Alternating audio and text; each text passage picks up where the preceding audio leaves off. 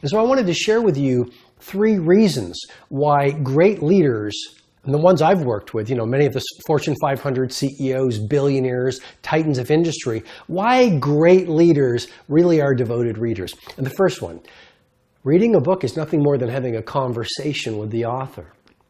You know this, but you become your conversations.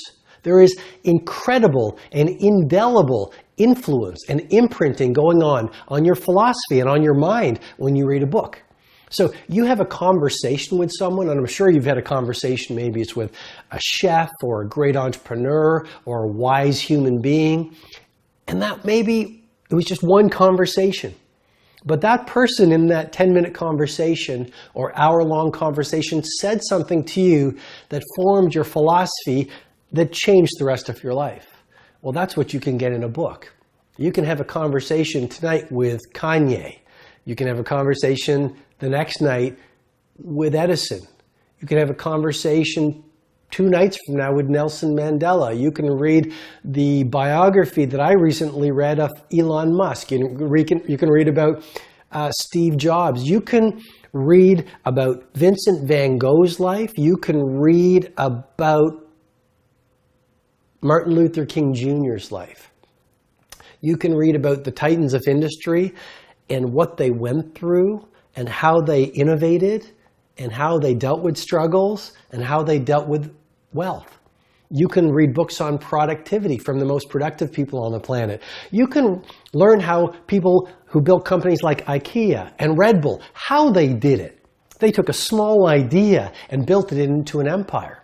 So what I'm suggesting to you with great love and respect, as I always do in these mastery sessions, is reading a book is nothing more than having a conversation with the author. And you can spend your evenings or mornings or afternoons or lunchtimes connecting with the greatest minds who have ever graced the planet. You cannot put a price tag on that. And before I get to point number 2, please remember the power of audiobooks. I mean, if you commute, and a lot of us commute, or you go to grocery shops to buy your groceries, or when you're doing so-called downtime, just waiting, while the victim is addicted to entertainment, you can be in love with education through the power of audiobooks. You can be reading while you're walking, driving, and running. Which brings me to the second reason why great leaders are devoted readers. It collapses the timeline. So let's say you're a business builder. Let's say you have a startup. Okay? It could take you 20 years to figure it all out.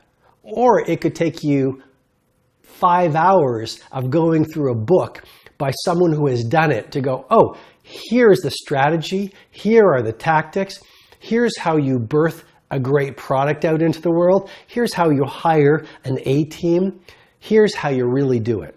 Here's how you manage when you fall down. Here's how you manage when you get dismissed by the cynics. You can get all of that in one book. So you can collapse literally what would normally take you 10 years to build a A-level company or a great life or a great family, or it might take you years to really dial into how to get fit like the professional athletes do, because you're trying to figure out on your own the nutrition and the rest cycles. But if you read the right books, you literally can collapse what has taken most people years to do into a very short period of time. And related to that, when you are reading a 50-page book or a 100-page book or a 200-page book by an icon of business or science or creativity or humanity or fitness, they are summarizing the best information they've learned over a lifetime of their rise to world class in their book.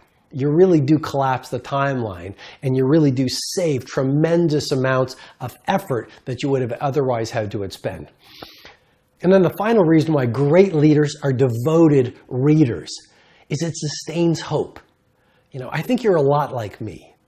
And every single day, as we pursue our mighty mission, as we walk out into the world and chase our brave ambition, we face adversity. We stumble. We get misunderstood. A lot of times we doubt ourselves. Can I really do it? We lose energy because life has all these distractions.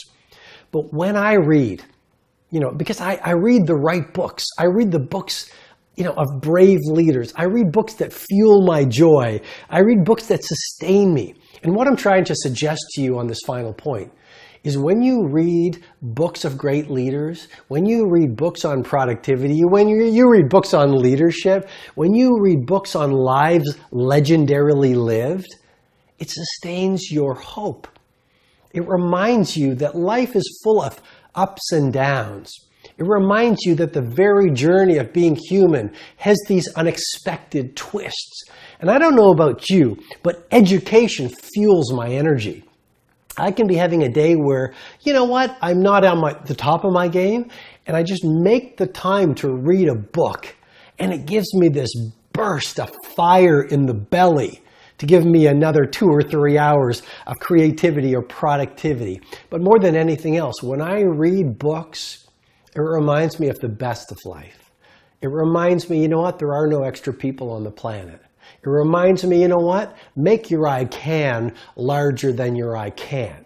And it reminds me that every single one of us does have this lofty ambition and this hidden greatness within us that is our birthright to live every day. So I hope this mastery session has been valuable to you. More than anything else, do what I've shared, because ideas without execution are hollow victories. So take one of the 3 tactics I've shared with you and execute on them with a lot of passion before you go to sleep tonight.